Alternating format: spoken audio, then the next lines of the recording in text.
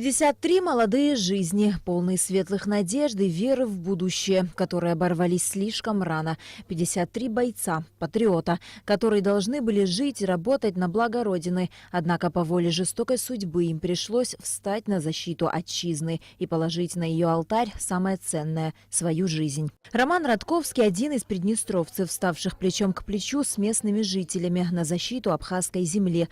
Вернуться на родину, независимость которой он в свое время тоже оберегал с оружием в руках, Роману так и не пришлось. Военнослужащий разведгруппы Гуместинского фронта погиб 17 апреля 1993 года у села Шрома. Похоронен Роман на родовом кладбище семьи Барцыц рядом с боевым товарищем Родионом. Хочу всех, во-первых, поздравить с этой датой. Вот уже 25 лет живете в мире, без бомб, без разрывов. Дети спокойно растут. Уже целое поколение выросло, не зная войны. И давайте будем помнить, чтить память. Вечная слава всем, кто отдал свои жизни за победу. И мой сын отдал жизнь за эту страну. И теперь эта земля, она мне как родная. Когда началась война, Артур Исаханян проходил практику в Пятигорске в военном училище. 14 августа 1992 года началась война, которая перечеркнула все его планы. Артур с товарищами в числе первых встал на пути агрессора. Он один из тех, кто в первые дни войны подбил вражеский вертолет.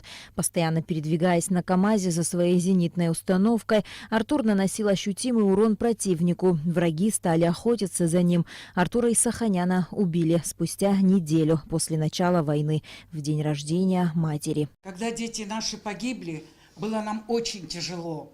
Я не знаю, некоторые, наверное, мамы со мной согласятся и жить не хотели. Время прошло, вроде успокоились, переживали все. Но сейчас, может, согласятся, не согласятся.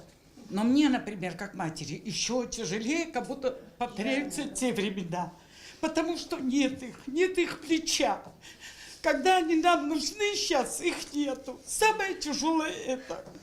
Они с нами, пока мы живые, пока их помнит народ, они будут всегда с нами.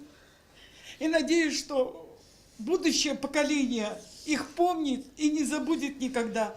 Присутствовавшие на открытии стенда ветераны говорили о том, что в преддверии юбилейной даты окончания Отечественной войны спустя четверть века их одолевают смешанные чувства. Это, конечно, очень знаменательный день в преддверии великого праздника, Дня Победы, и тем более, что этот праздник, он юбилейный. Мы все к этому идем с двойственным чувством радости, гордости и, конечно же, боли и печали. Имена героев, не пожалевших жизни за свободу и независимость Абхазии, останутся навеки не только на памятных стендах, но и в сердце каждого гражданина Абхазии. Ведь жизни тысяч защитников Родины стали залогом мира и процветания нашей страны. На Алакове, Тамас Чиковани, Абхазское телевидение.